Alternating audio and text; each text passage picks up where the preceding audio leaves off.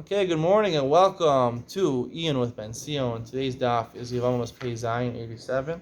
We're finishing today the ninth parak. We started the 10th parak. I want to talk about one last halacha that comes out from the ninth parak.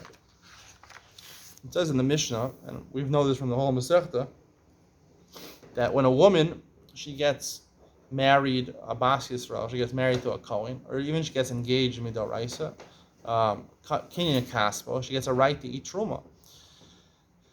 And that's a right. And we explain that right to be based on the fact, I've explained many times, that it's not because she's considered part of Mishpachas Kuna, even though technically she changed her last name to Cohen.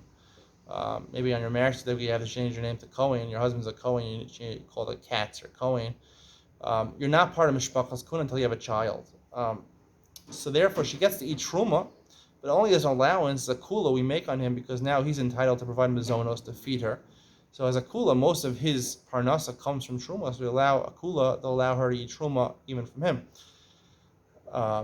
or also from him. Maybe only from him. We'll have to discuss that. Could she eat truma? I mean, technically she could eat truma if someone else gives her truma also. Maybe she can only eat truma that comes from the husband. I don't know. But once she has a child, everything changed. She becomes a mashpachas kahuna, just like when she grew up, a bas kohen, the daughter of a kohen, she grew up in her father's house.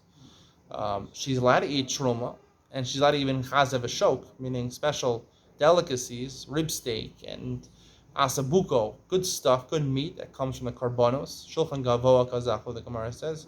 She eats off the mizbeach, basically. She's eating royal stuff. She gets those pleasures, not just her needs, her wants are taken care of because she's part of Mishpachas Kahuna.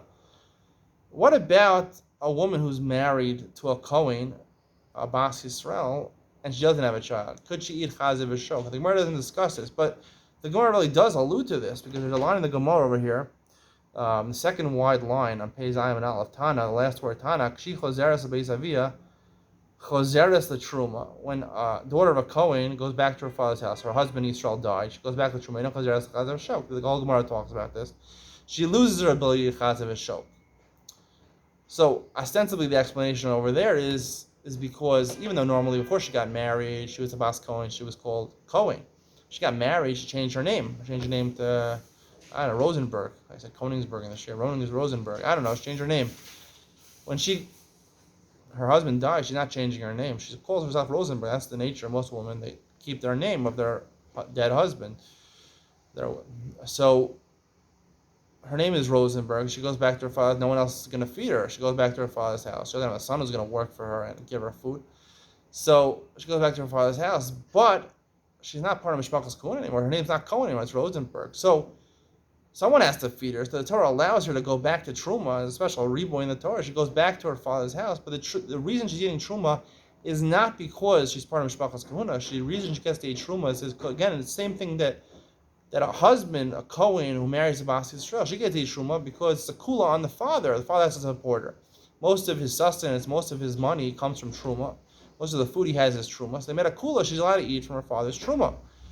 But she's not allowed to eat from Chazev V'Shok, the Gemara makes clear, because Chazev V'Shok is being part of the family. And you go out to dinner, you go out as a family. She's not part of the family anymore. She's not entitled to the fancy dinners anymore, to the rib steak, the asabugo. She's not entitled to that anymore, Chazev V'Shok. So the Gemara actually has something very interesting over here. The Gemara says, B'shvil b'na chozeres af Chazev V'Shok. On account of her son, meaning she's the Yisrael who married a Kohen, her husband died. If she has a son from her, it says chozeres af Chazev V'Shok. What does that mean, chozeres af Chazev V'Shok? I thought when she married the Kohen, she's allowed to eat Chazev V'Shok. You see, interesting from the Gemara. This is not really mentioned explicitly anywhere, but I think this is really explicitly mentioned over here, that she's chozeret to the Chazev V'Shok.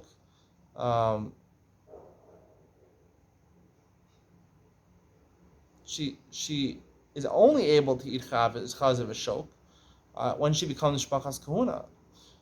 So when she got married to her husband and they have no children, it's a very interesting concept. She got married to her husband and they have no children. They wouldn't be called Mishpachas Kohen, even though tech on a marriage certificate, maybe she changed her name. You see there's a lot of time women don't change their names right away on their passports, on their marriage certificates. She's not a Mishpacha until she has kids.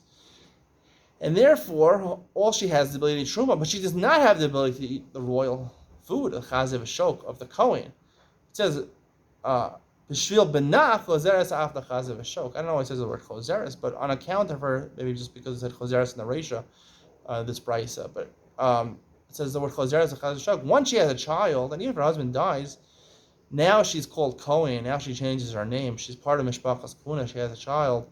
And now she gets to eat not just because it's a kula for her husband to feed her, but because she's part of the royal family. She's part of the Kohen Mishpacha. It's Mishulchan Kavod Kazachu. She's eating royally.